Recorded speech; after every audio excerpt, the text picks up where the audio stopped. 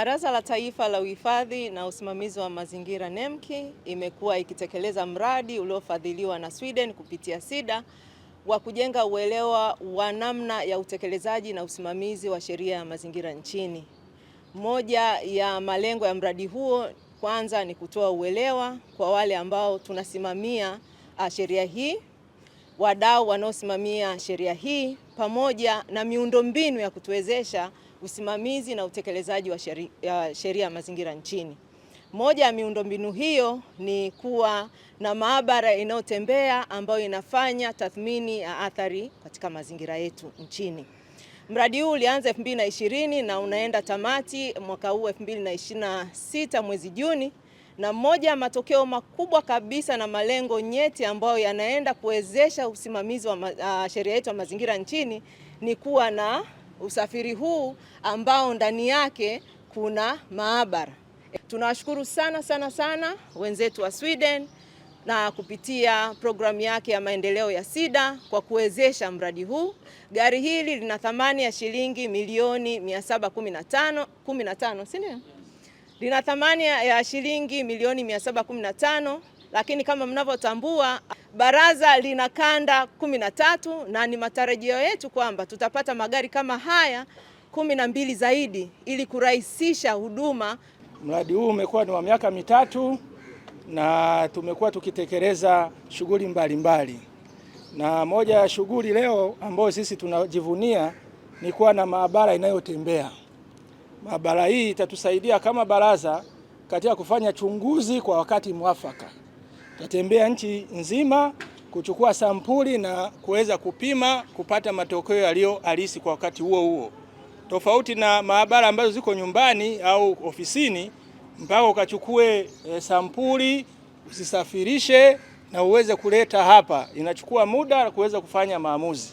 Kwa hapa tukisikia Bukoba, tukisikia Tandaimba, tunafika kwa wakati, tunapimia pale pale na tunaweza kupata majibu na kusaidia maamuzi yaliyozingatia matokeo ya kisayansi.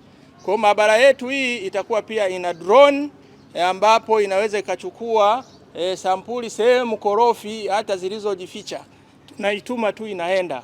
Lakini pia ita vifaa vya kupima heavy metals kama tembo, madini tembo, zebaki na mengine tunaweza kupima.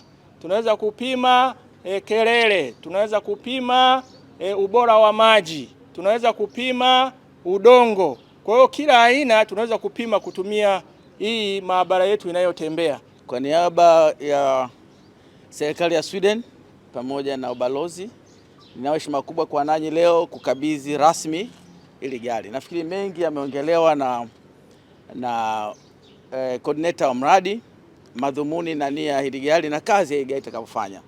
Sisi kama wadau wa maendeleo, jukumu letu kubwa ni kuchangia maendeleo pale serikali inapofanya, basi sisi tunachangia pale. Nia kubwa ni kuwa na mazingira endelevu kwa ajili ya ustawi wa wananchi wetu hapa nchini. Kama mlivyoambiwa, mradi wenyewe ulikuwa na thamani ya shilingi dola milioni 3. Sio hii gari sio milioni 3, hapana. Jumla mradi mzima, lakini ulikuwa na mambo mengi. Ilikuwa kuandaa sheria, kuandaa kanuni, kuzitranslate hizo kanuni kwenda kwenye Kiswahili ili zieleweke na wananchi wa kawaida vijijini, kuandaa mazingira yote yanayofanya uwezeshaji wa utunzaji bora wa mazingira. Lakini muhimu zaidi ni kwamba hivi vitu vinataka utunzaji, kwa sababu ili viweze kutenda kazi vizuri kwa muda mrefu, na hivi vipimo vya kisayansi vinataka service ya mara kwa mara, maintenance ya mara kwa mara. Kwa hiyo ningependa kushauri NEMKI tukitunze hiki kifaa ili kitutunze. Hiki kifaa uzuri wake mmoja, hakina sababu ya kubeba sampuli. Ni kwamba ni kama nikitaka kujua hii rangi iliyopigwa hapa ni aina gani, na scan tu.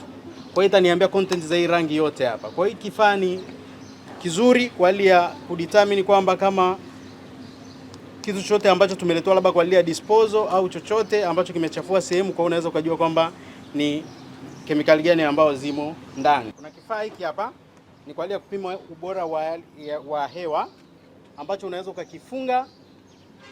Gari yetu juu pale ina nafasi ya kufunga kifaa kama unataka kukitumia.